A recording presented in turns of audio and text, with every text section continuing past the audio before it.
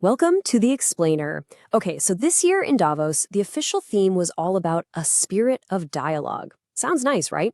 But what everyone was really talking about behind closed doors was something totally different, a great rupture.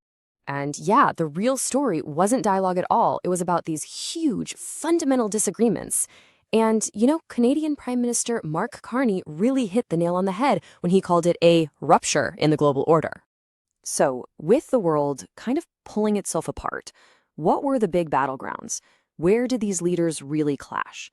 Well, we're going to break down the three biggest fractures that showed up in the Swiss Alps. All right, first up, the biggest clash was about global cooperation itself. The core question was, is it time for nations to just look out for number one, or should everyone be working more closely together? And President Trump, well, he set a pretty confrontational tone right out of the gate. He brought up his push to acquire Greenland again. Now, he said he wouldn't use force, but, and this is key, he directly tied it to trade tariffs against an ally, Denmark. That's a textbook example of that transactional nation-first way of doing things. And that really frames the whole economic debate we saw. On one side, you've got the U.S. Treasury Secretary basically saying, hey, globalization, it's been a failure for the West. But then on the complete opposite side, you have China's vice premier warning that these protectionist trade wars, they don't have any winners. You literally couldn't get two more different viewpoints from the world's biggest economy. So who's caught in the middle of all this? Yep, the European Union. They're feeling the pressure from both the US and China. And Commission President Ursula von der Leyen's response was to call for a new European independence. Now, don't get it twisted, this isn't about them closing their doors to the world. It's more about a push for strategic autonomy, being able to call their own shots in trade, defense, and making sure their supply chains are secure. Okay, let's switch gears to the next big fault line. And honestly, this was the topic on everyone's lips, the future of artificial intelligence. The big question being, who gets to control its absolutely explosive growth? So the whole debate really started with this one kind of jaw-dropping number from the IMF. Get this, 60%, 60 of all jobs in advanced economies are exposed to being disrupted by AI. That is a massive, massive figure that was just hanging over every single one of these conversations. And when you look at the data, you see this really stark global divide. AI's impact is expected to be way bigger in wealthy nations compared to low-income countries. And that's a huge deal, because this isn't just about new tech. It's a force that could seriously, dramatically widen the global wealth gap.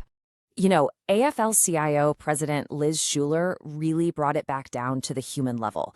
She put the stakes of these numbers in really clear terms.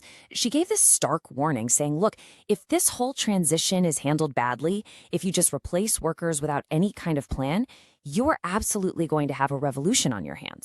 So all this tension, it led to a huge clash over policy.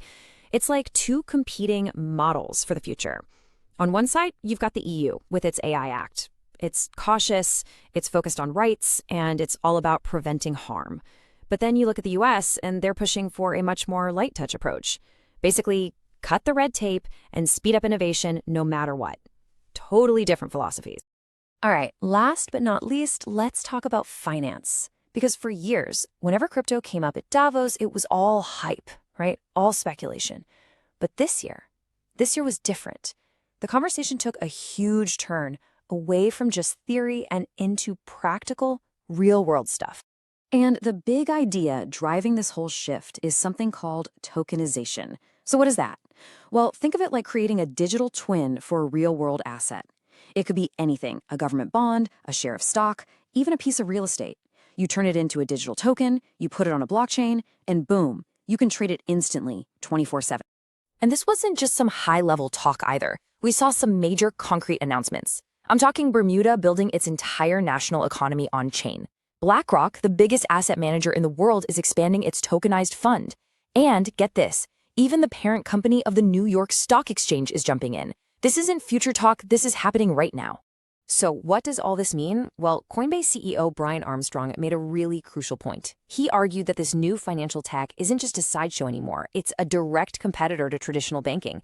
He said things like stablecoins could force the big banks to compete more, which, hey, could actually mean better interest rates for all of us. Okay, so after all these debates, all these clashes, what's the big takeaway from Davos this year? Well, the biggest thing to come out of it wasn't some grand solution or agreement, not at all. It was actually just getting a super clear picture of the huge, unresolved battles that are going to define our world.